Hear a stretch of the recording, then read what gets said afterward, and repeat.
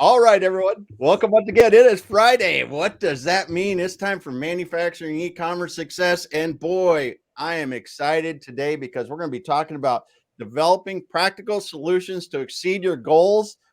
I'm David Pistolka. I'm one of your co-hosts here. I'm not nearly as pretty as that guy right over there, Curtis Anderson, the other co-host. Woo! Take it away, Kurt. I don't know, Damon. You're pretty humble, dude. I think you're much, much prettier. But anyway, Not even. That's what your mom told me. She said, I have the prettiest son on the planet. So I don't know if if you're comfortable with that, but I know you're manly enough to accept that one. So Damon, what an honor. What a privilege. Best time of the week, man. Just, Fridays. Yeah, hanging out, doing it. 12:30 Eastern time. I know we've got 9:32 Pacific time where you're at your side of the world. So I am just honored, thrilled, and I'm just ecstatic beyond belief to introduce my dear friend, Michael Riegel. Michael, happy Friday. How are you, dude? I'm doing great. Friday is just like, it's the perfect time, right? Everyone can relax a little bit. We can have a little bit of a conversation. I've pushed everything off my desk. So it's I am yours for the next 45 minutes. So I'm excited. All right. Well, let's make it happen, man. So guys, happy Friday. Welcome to the program. For our friends out there, drop us a note. Let us know that let us know where you're coming from. Let us know that you're here. And of course, you want to connect with Michael. You will thank us later. Connect with Michael on LinkedIn. He is just a dynamo, and we've got tons to unpack. We might talk about a little bit of engineering, how you and Damon kicked off your background in engineering. We might talk a little bit of baseball, Damon. Just, we are baseball. Maybe a little bit. We might talk a little baseball, but we're going to talk about helping entrepreneurs to hit their goals. Michael, to kick things off, I have the first question for you, my friend.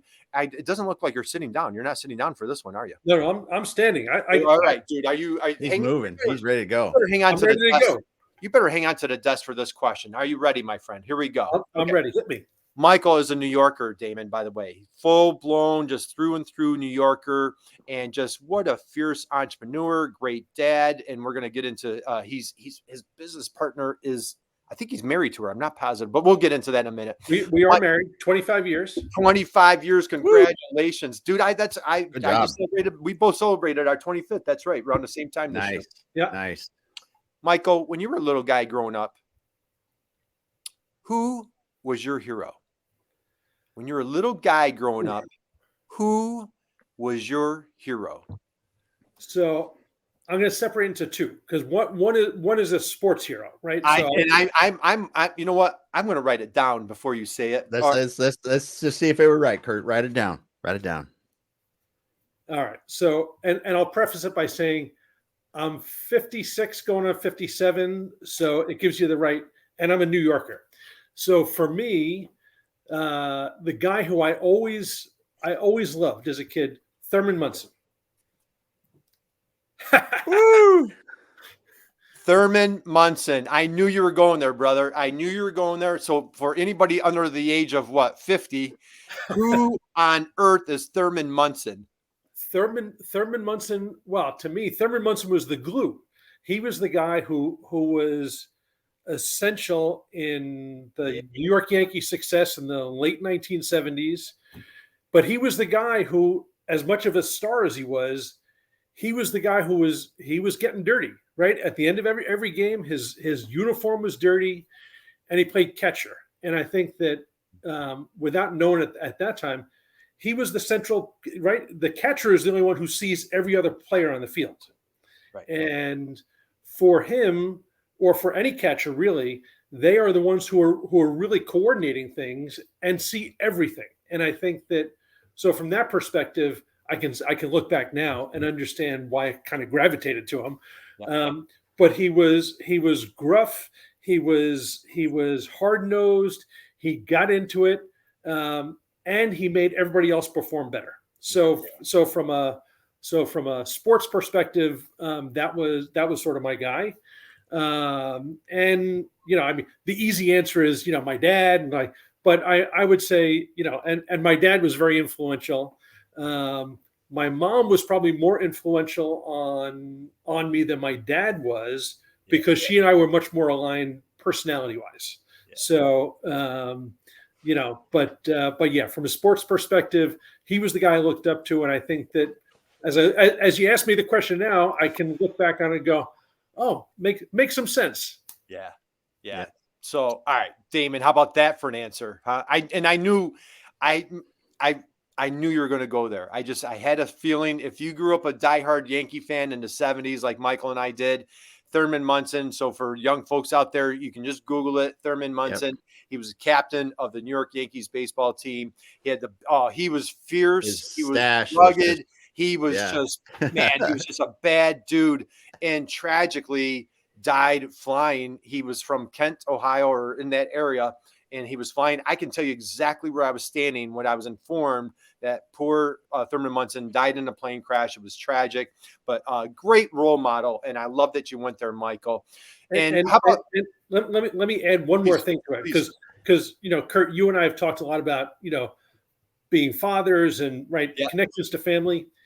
He was learning how to fly a plane because he wanted to be able to get back to his family on weekend, on off days. On off days. In New York, he can get to Ohio, private plane, and he figured if I can learn how to fly, I can get to Ohio and back for the next game. And so in his effort to really being dedicated to his family, ended up tragically getting killed in a plane crash. Great story. Tragic ending. Great story. Phenomenal example. Michael, and I know we have a ton to unpack. I want to talk about mom for 1 minute. Just share a little bit, some influence that mom and dad had on you as a young guy growing up that kind of paved the path for you as, as a parent, as an entrepreneur, coach. Let's go there for a minute. So the funny thing is, I'm an entrepreneur now. I spent 30 plus years in corporate. And so I sort of joke sometimes that I'm an accidental entrepreneur. Yes. I never expected to become an entrepreneur. I never expected to work for myself. I had no examples of that. Right. My dad was a school principal, retired at 52, and then went to law school. So he had a whole nother career. At 52. At 52. Wow, that's cool. He is 86 and still works full time. Rock and roll. Right. Absolutely. He loves what he does. Right. Yeah. He loves what he does. Yeah. Of course, he's got no hobbies, right? He doesn't play golf. He doesn't play cards. He doesn't go fishing. Yeah. He's got, his work is his passion. Yeah. And my mom, was a school teacher and was home with us when we were kids. So I had no example of entrepreneurs in my family, which is why it probably was never something I even considered growing up. Yeah. But work ethic was the piece that was ingrained in us. Both my older sister and my younger brother were all kind of sort of hardwired the same way in terms of work ethic. My dad worked 2 jobs. My mom, once my younger brother was in school, was working.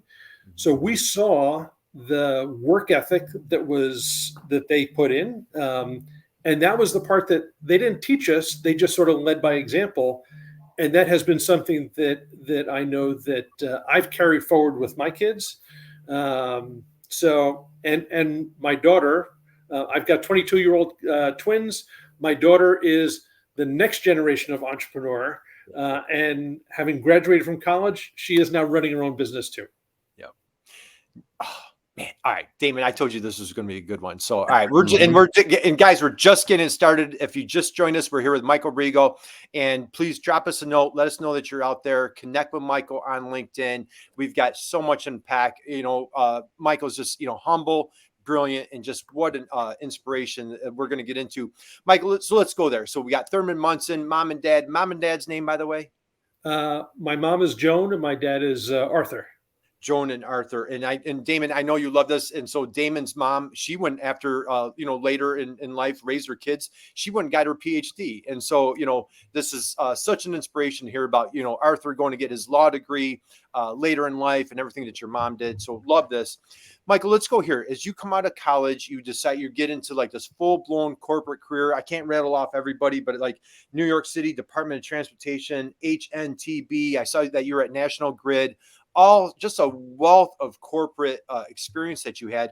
Walk us through, take us through that path, like big, maybe mentors or the successes, challenges, failures, not to get too deep, but let's go there because I want to lead up to everybody how you got into your entrepreneurial career. But let's hear your journey through up until that point. So for better or worse, I seem to have always graduated right into a recession. Which And as we went online, you shared engineering, right? You started you went as an engineer, and so I think we're all three of us are right within the same age, so we're right there with you, brother. So let's talk about those recessions. Yeah, so I graduated into a recession. Friend of the family got me an internship working at New York City Department of Transportation, doing something totally left field. I was doing special events planning for New York City Department of Transportation for almost a full year, which sounds totally incongruous, but Department of Transportation owns the streets. Right. So in 1992, we had all the regular stuff that happens in New York, the marathons, Macy's Thanksgiving Day Parade, St. Patrick's Day, all the parades. Yeah. We also had the Democratic National Convention. Yep. And we had the 500th anniversary of Columbus. So they were these monumental events. Yeah. And then throw into it, we had a promoter that wanted to have a Formula One race in Lower Manhattan. In Manhattan. So this is of course pre 9/11. They wanted to do the Formula One race essentially around the World Trade Center. It was just phenomenal. So I started to meet all these oddball characters, and started to get like really interesting, different kind of experience that I never had anticipated. Right. So I anticipated going to work for a construction company, or doing something like that. So I ended up at Department of Transportation for a little while, and then I went to work full time for a company that was doing engineering work. We were doing transportation planning, and I had a great boss. So my boss there, I had great bosses, but one of the owners of the company, a guy named Marty Taub, who was just phenomenal. I mean, he was open door policy, great as a mentor. This goes back 30, almost 35 years. I still have a relationship with him 35 years later. Nice. And we used to tease him because he would edit our reports with a felt tip pen, right? You remember the old felt tip pens? Yeah. So he would edit with a felt tip pen. I felt like I was going to English class again. Right. But for us with a technical engineering background, he came at it from sort of that sort of end of things, made me a much better writer, much better communicator. I probably really started to understand then, very early on, that I was going to move away from the real technical work and move towards, I don't want to just call it soft skills, but working with people, working with clients, working with, the ownership piece, because that's where my mind naturally went, right? Damon and I were talking a little bit about the value of an engineering degree. And I know lots of engineers who don't do any engineering, but the discipline that is driven into you in an engineering program is invaluable, because it makes you think in a structured, linear, logical manner.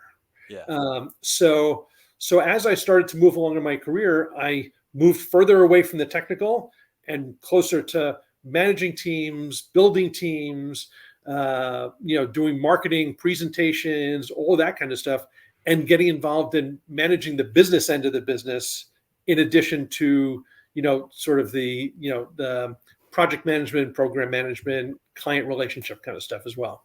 Right. Yeah. Well, yeah. I love it. And we got some comments here, Dan. We got a lot of comments here. So here, I'll start at the beginning, because we got a lot of people just saying hello. We got Kartiki, we got Bishwal, Gaurav, Ahmed. Happy Friday, everybody. Happy Friday. Gift. Ahmed again. But Brian comes up with a question here. Yeah. I love it. Let's hit this. And so we're going to dive in. So Michael's going to share his, vast corporate experience and how he brought that corporate experience. And I'll tell you what's great. I have a life, my entire career has been small business. I have zero corporate experience. And so the nice thing is, a guy like you, that you can take all, these mentors, leaders, good, bad, everything that you've gone through, Michael, and then you can bring them to your clients now, these small businesses. We're going to dive into that. But you described as the accidental entrepreneur, and you are an amazing dad. 2 kids, just graduated from college, huge success. Let's take a look. Our friend Brian. Brian's up in Toronto. Brian, happy Friday, my friend. Having a 20-month-old son, I'm curious, what is one lesson you want to share with fellow entrepreneurs and a fellow dad? What's the most valuable advice you've passed on to your entrepreneur children? And his wife, Michael's wife, Deb, is just a fierce entrepreneur. I know your daughter is just Damon, you're going to be blown away. Your daughter's an incredible entrepreneur. But how would you answer that question for Brian, Michael? What would you say there? That's a great question. So I think part of it is there's a work ethic that comes with it, right? That we just work hard, right? It's like you're an entrepreneur, you work hard, and the rewards come back to you. But I will say, having a young son, there is one thing, no matter how much money you have, you cannot buy, and that's time. Yeah. So, right, the idea of sacrificing certain amount of time to make a little bit more money, right? This comes from my coaching perspective, right? When I work with clients, right? What's important to you, right? So if the important part is you want to grow your business, but you want to also have that time with your family, you want to make sure that you're having an impact there as well. The money will always be there, right? You can grow the business, but I would say not to sacrifice that time, early on, because you can never get it back, right? No matter how much money you make, you can't you can't buy more time, you can't manufacture time, right? Once it's gone, it's gone.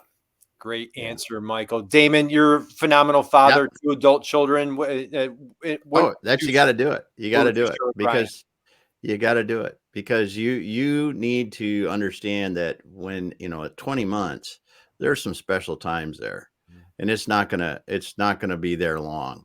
And they'll be in grade school, then they'll be in high school, then they'll be in college before you know it. And you can easily work that time away and never get to see them.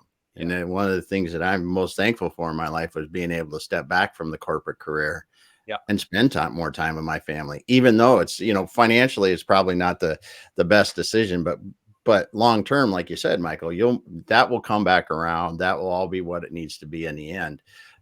It's just that time. That's a great answer. And, I had the honor and privilege. My father was an entrepreneur. And so, and he became an entrepreneur when I was a teenager and just really kind of shaped, myself. I was heavily involved with him in a business. So Brian, I encourage you, welcome you, get those kids working young, right, Michael? Because that is your future retirement plan. That's why you have children in the first place. I'm just kidding. Just kidding. So, Michael, let's dig back in. So, leading up to your accidental entrepreneurial career, were there times through your career where you're like, man, I wonder, could I be an entrepreneur? Or was that never on your radar? Was there a tipping point, an aha moment? 2018, what happened? So it's an interesting story. So as you were mentioning, so my wife, Deborah, is an entrepreneur. She's had her own company since 2004. So we're going on almost 20 years with her company. Nice. And we now, we work together. It's all one company now. Yep. And I always was running the business side of her business. So, right. So even though I was working full-time in corporate, I kind of had a half-time job managing her company and the finances and the, all that kind of stuff. So I think couple periods happened in my career. One was 2012. I got laid off, which happens, right? It's like, for no fault of anybody's own, right? It happens sometimes. The company I was working for was going through, they were being acquired by somebody else. They were looking to just slash headcount. And sometimes you find yourself on the outside looking in, then you got to figure out what to do. So in that period, after I got laid off, that's when I went to coaching school. I started to do a little bit of training and consulting and some coaching work. So I had dipped my toe in the water, always figuring I was going to go back into corporate. I went back into corporate for a couple of years after that. I got hunted down. They hunted me down. I got hired to manage a small business development program for the Transportation Authority in New York. And we had 300 small trade construction contractors who wanted to grow and get involved in their capital program. And they found me because I must have had just the right mix of what they were looking for. I understood the business. I understood the business side. I understood their mentality. I understood how to interact and how to train them and then give them the consulting and business support they needed. So it was just like the perfect combination of circumstances. And they hunted me down. I get a phone call one day and they're like, "We need you to run this program." I did it for about 2 years or so, and then realized that there were much greater opportunities doing this on my own, both as a coach, both as a business coach, as a trainer, working with both large and small companies in the construction and engineering and architecture space. So that's sort of two sort of pivotal moments. One, getting laid off, which I would tell you was devastating at the time. It is a huge blow to your ego, and there should be no shame attached to it. But as men, we don't like to ask for help ever, ever. And there's a lot of shame attached to that kind of an experience, because we're sort of hardwired to be the providers in our family. And when you're not, all of a sudden your identity is like, well, what am I? Who am I? And that's really hard as well. Yeah. Well, thank you for sharing that experience. So let's dive in. How'd you fly the flag for your business? Oh, the business I've got now? Yep. It's probably like everything else with business. It's about relationships, right? I had 30 years of working with people who knew who I was, knew what I was about, what I was trying to do, but at a much sort of baser level, they understood my integrity. They understood the nature that, like, if I say I'm going to do something, I'm going to do it, and I'm going to do it to the best of my ability. And I think that's part of what makes small businesses success. Any business really, but certainly small businesses where the identity of the business is really attached to the owner or the founder. That personal integrity goes a long way towards being able to do business with people, because right in business, people like to do work with people they know and people they trust. And when they trust you, that goes a long way towards being successful. And people will give you they'll give you some grace if they know that you are trustworthy. Things go wrong in business. Things always go wrong in business. There's no way of avoiding some of that stuff. But if you're honest and you've got integrity and you're upfront with people, that goes a long way. So the launch for me into the work I do now was really around relationships and people understanding that I provided value and that I was good to my word. Okay. Yeah. On our program, we have these things we call mic drop moments, and then when you surpass the mic drop moment, then we just call it like the moment of silence. Like, dude, you went flying right past through the mic drop, and we just went through the moment of silence. So it's lunchtime in the East Coast, and whatever time zone you're in, maybe it's dinner time. We've got some friends coming from other countries across the pond, but dude, that was Damon. We've had a lot of brilliant comments here, and Michael, I just love how you summarized that. Based on my integrity, man. If you're just joining us, go back and play that over and over. I think that's going to be our little snippet of this interview right here. Is people knew my integrity. You had 30 years that you stuck to your word, and like you built a business. So Brian, you want advice for your, anybody out there wants advice for their children? There it was right there. It was just work ethic. You've talked about that time. And I love what you said, Michael. People will give you grace, right? There's always mistakes that happen. So anyway, I'm gonna stop talking because I want to get back to your brilliance. Okay, let's dive in. You help technical leaders thrive and partner with business owners to support and engage their teams. That's kind of your tagline right now. And everybody's just kind of getting a taste of this. Let's slide in. As a coach, what are some problems that you see? What are some challenges? Let's talk about like how are you making the world a better place with your superpowers? What are you helping folks with? So it's funny you talk about superpowers. So like I'm, and you probably know, I'm pretty humble. I don't think of it as being right. I don't think it as being anything so special. I go, he's like, really good. They already know, Michael. They already know. So I think, so I gravitate toward working with technical professionals, and that encompasses a whole swath of people who are out there. I get the people who are process driven, the people who are linear thinkers, right? Not just engineers, but folks across all industries. But their challenges are the same as everybody else's challenges, right? It very often comes down to managing and leading teams, communications, being clear, being transparent, getting the most out of your teams. How do you lead and motivate? These are the challenges that most emerging leaders have, even existing leaders have, because for the most part, none of us were really taught to be managers or leaders, right? We just got thrown into the deep end of the pool, and the ones who figured out how to doggy paddle were the ones who survived.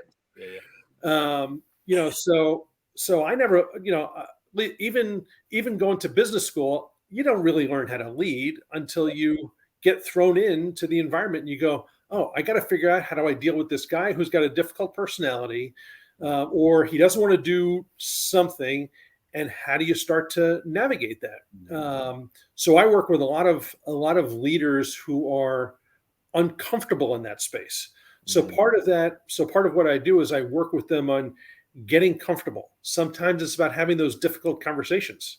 It's about performance. It could be about, attitude. It could be about, a lot of things, but there are lots of people who are conflict avoidant. They don't want to have those difficult conversations. That's not about technical professionals. That's just people. Everyone. That is just people who don't really want to have those difficult, challenging conversations. And no one ever taught them, how do you have a conversation where you can challenge somebody without it being challenging? And I think that's the line that leaders and managers have to walk, because you can't just push people. I grew up in an environment, working on job sites where a job superintendent or a foreman, their communication style was described based on the volume and the number of 4-letter words they could use. And it had nothing to do with whether the person was doing a good job. It was just that was the way they were raised as well. We're starting to see a different sort of mentality that's coming into at least into my industry. Part of that is you're getting people who are coming from college environments as opposed to coming ground up from having worked in the field and then moving up into management. And that may be sort of the same thing you're seeing from a manufacturing perspective as well. If the dynamic was that, or the path in the past was, you worked on an assembly line and then you became a manager and you came off the assembly line and then you became that may have been the career path, but no one ever taught you about the communications piece that had to go along with it. And the same thing is evident in the construction industry, the engineering space, and for technical leaders to recognize that there are a whole host of communication styles, of personality types, that you have to start to modulate your message in order to get the best out of the individuals. Because at the end of the day, a conversation is generally between two people. Yeah. Could be a couple more, but generally it's sort of a one-to-one interaction. And if you are looking for somebody on your team to improve, you've got to figure out a way to interact with them in a way where they can hear the message in the way that you need them to hear the message. And that's a much different skill set than we learned in engineering school or business school or any place else. Okay. Another moment of silence number 2. That was that. So, and I tried writing it down. You said how to have those challenging conversations without being challenging. Is that how you said that? Yeah. Yeah. How to have challenging conversations. Boy, what a skill set. Talk about a superpower. If you could have that, that is a superpower right there. So this is a great conversation. Michael, let's go here. Blind spots. Okay. And in what I'm hearing are kind of like, is the world kind of changing, or maybe like that rough and gruff and like, I'm going to lead by loudness and my vulgarity, maybe that's changing a little bit in some different industries. But for folks, if you're a leader and have these blind spots, do you realize it? Maybe some folks don't realize it. Can you talk a little bit about like, how does somebody address blind spots as a leader on the ones that they are aware of, or can you compare them to the ones that they're just oblivious to? There's a professor at MIT. His name is Junot Diaz. Right. And the quote is, we all have blind spots and they look just like us. We don't recognize our own blind spots because it's like if the sun's at your back, you see your shadow, you can't see anything else. All you see is the outline of your right. You don't see anything else. So we're all oblivious to our blind spots. The difference is, do you have people who are in your circle who are going to tell you when you're you'll forget, right? If you're being a dumbass, is somebody going to call you out and say, "Hey, dude, what are you doing?" So, but part of that comes from creating a culture of feedback, being willing to take feedback. In too many organizations, we think of feedback as a supervisor to employee or manager to employee process. We don't think about feedback in the other direction. And most managers or leaders, once they get to that position, they figure like, I don't need to get feedback. I've been promoted. They keep promoting me, right? What kind of feedback do I need? That's all the feedback I need. I keep getting promoted. I keep getting a raise, even though they may be completely ineffective in terms of how they lead their teams, how they lead their people. So I would say that the big piece is creating that sense of the ability to give feedback. And that comes from a sense of trust as well, right? There, you have to create that ability for people to speak up, for them to voice their concerns without fear of retribution. And I think that is, that's the key. That's the key for any organization. That ability to give and receive feedback, unbelievably critical. Right. Yeah. Okay. All right.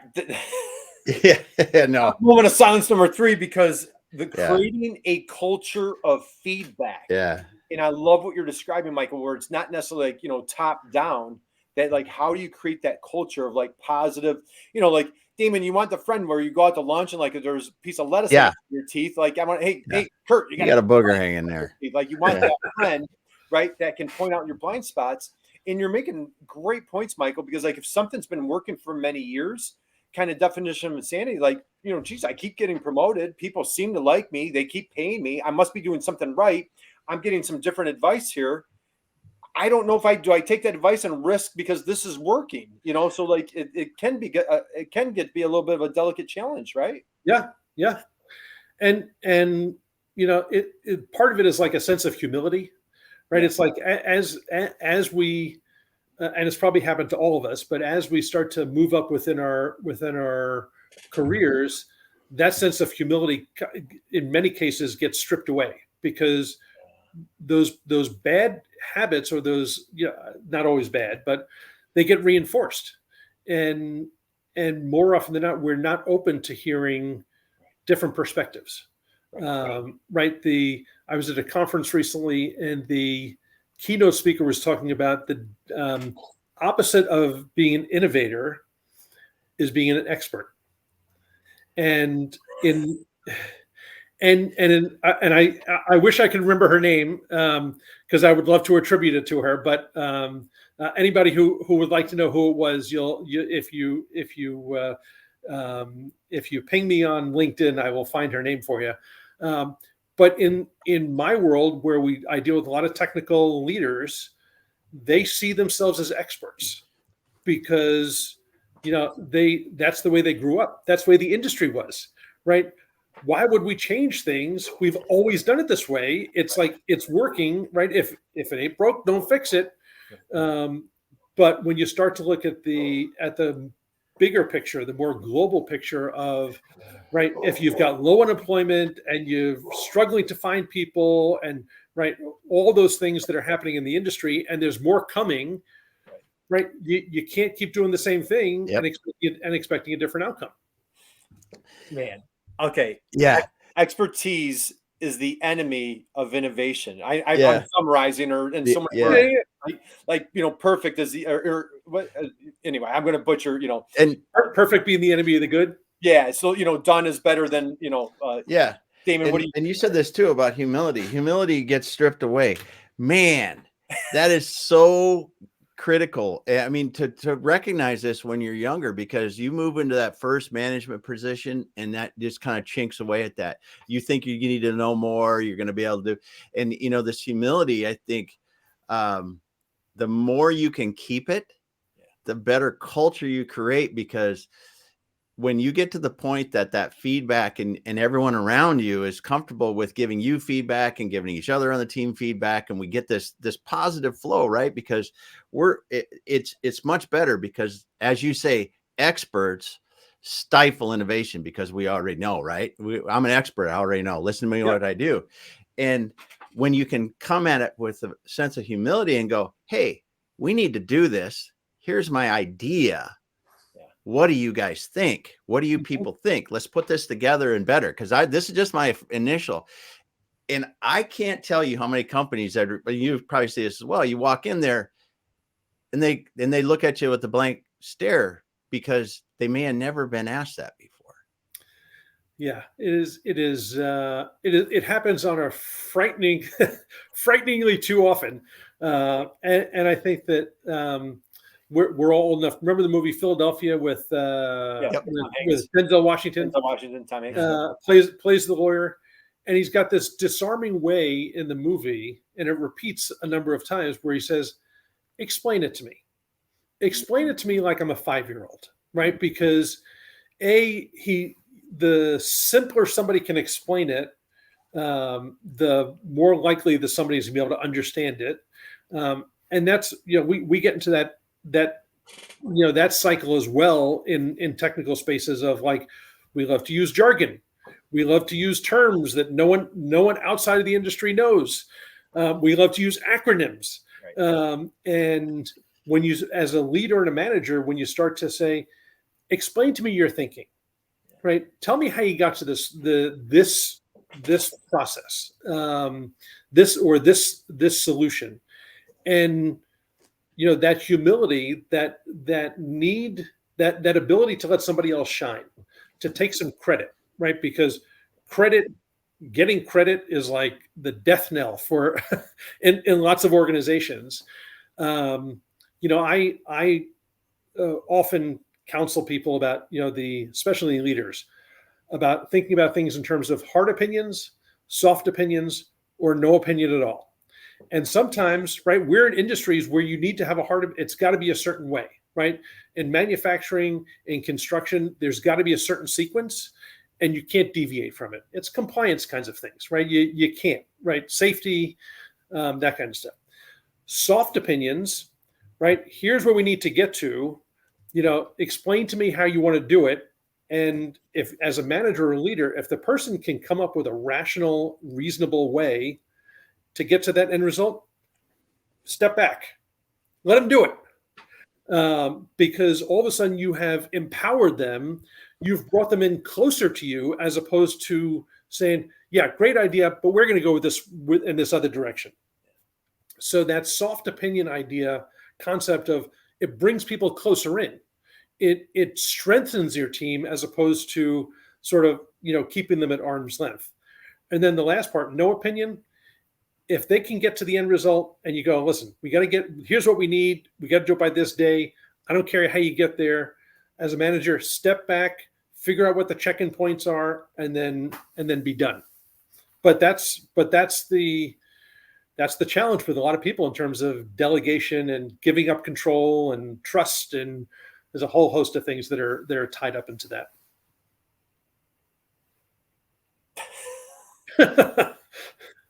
Damon, are you on mute? Oh, I am. The other thing, the awesome thing about this is it works at home too.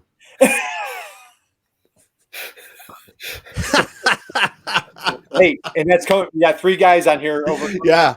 Long term. I mean, you look at hard opinions. That's very few things at home. And hey, we've got some other comments. Yeah. I'm going to pull some of these up. Yeah, well. And I know we're going to be winding down, guys.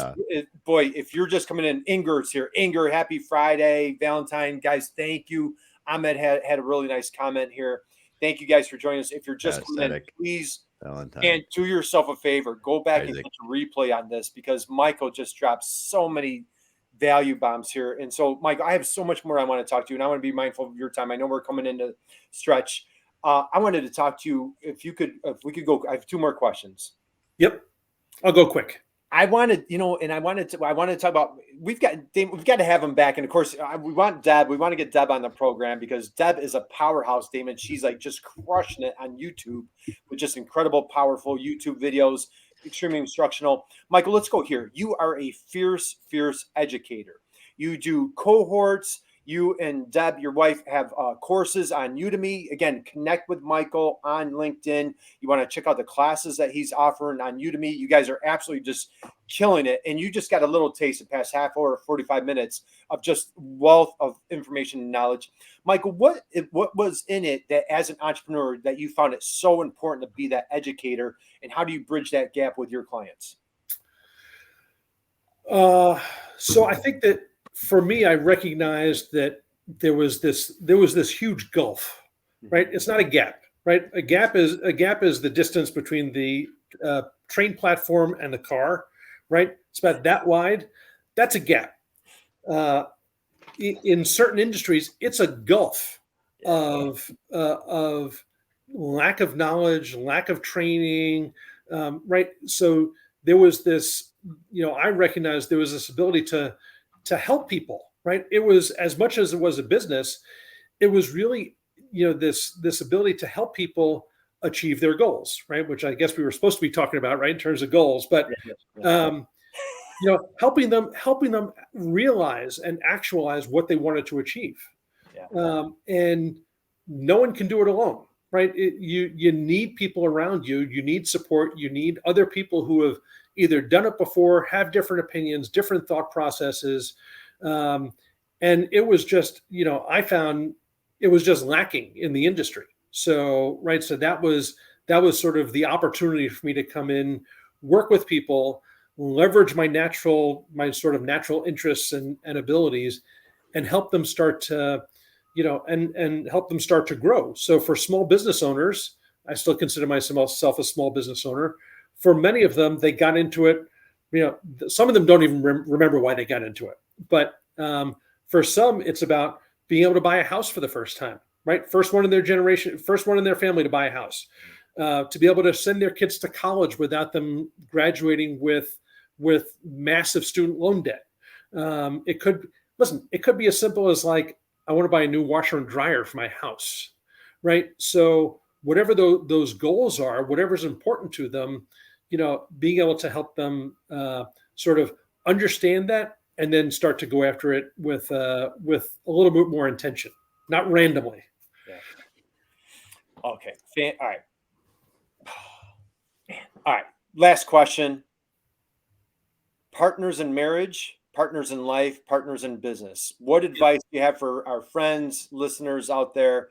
How, if they're considering going into business with their spouse, or maybe they already are, how do you and Deb make it work so well?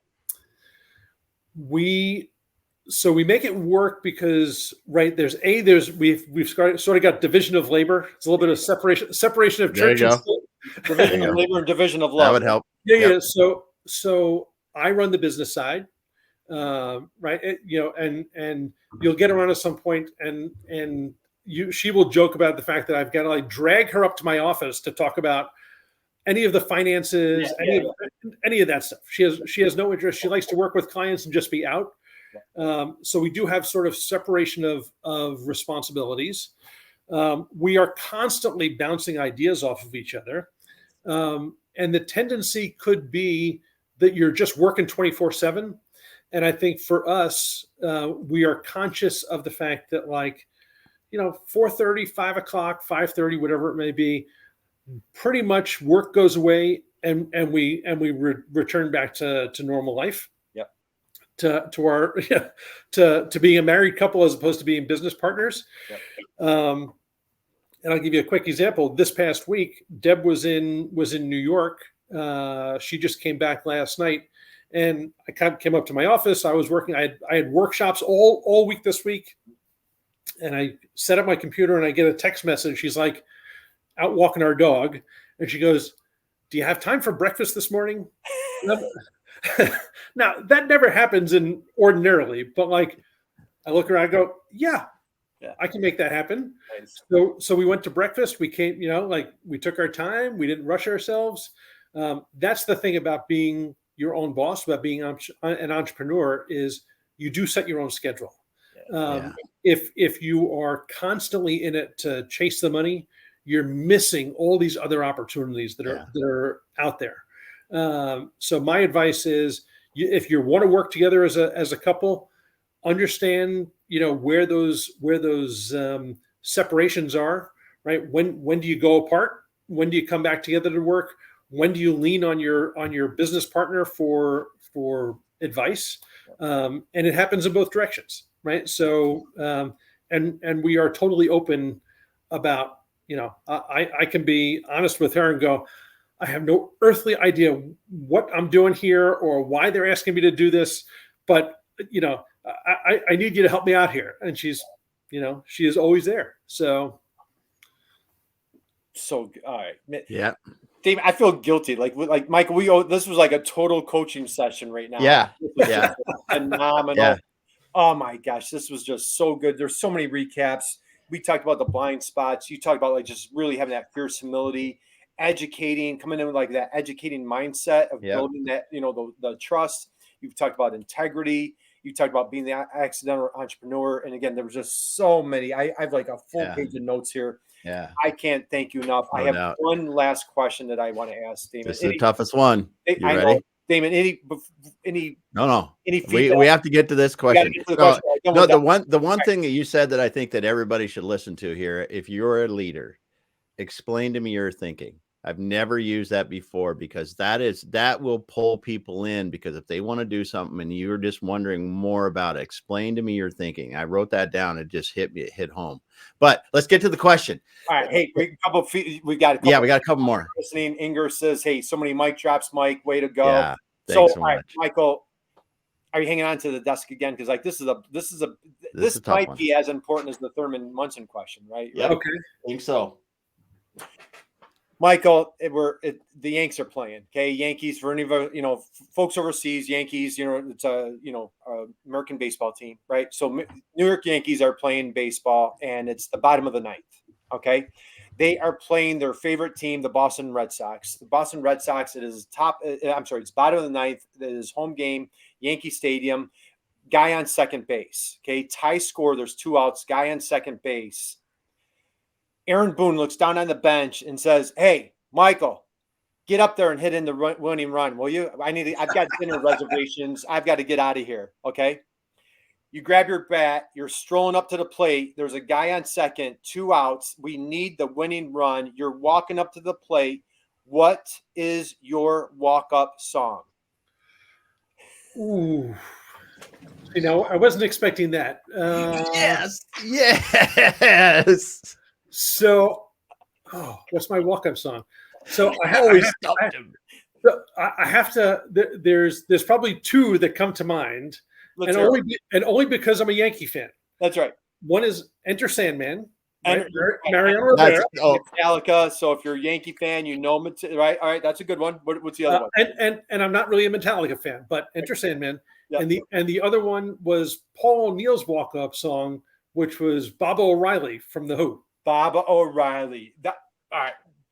Ingrid, that's another mic drop moment right there. Baba O'Reilly and Enter Sandman. Those are two. Yeah. If you're under the age of whatever, just Google them, right? Baba O'Reilly by The Who. You'll be all right. Sam has a great rendition of it. So, all right, those are two great answers, Michael. Dude, you pass. You got an A+ on those two right there. So, all right. I feel relieved now. I can get off my Friday. Now you can just go call Deb and take her out to dinner tonight and celebrate. We had a great jam session. Damon, takeaways?